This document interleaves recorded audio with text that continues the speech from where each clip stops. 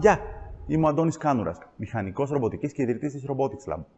Η επιστημονική ομάδα της Robotics Lab σχεδίασε ειδικά για το Noisis ένα φανταστικό εκπαιδευτικό πρόγραμμα τεχνολογίας για παιδιά ηλικίας 9 έως 15 ετών. 3 θεματικές ενότητες: Physical Computing, Video Game Design, Electronics και Soldering. Πάμε να δούμε τι είναι αυτά.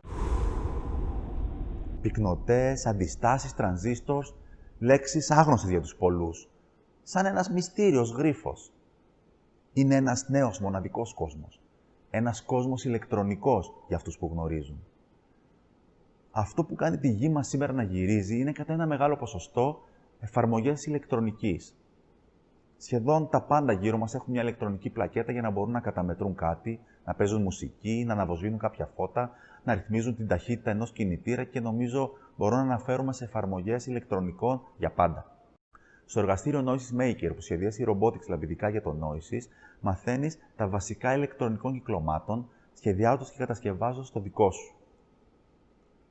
Κολλάς εξαρτήματα και φτιάχνεις τη δικιά σου ηλεκτρονική πλακέτα, μαθαίνοντας να δουλεύεις με το κολλητήρι.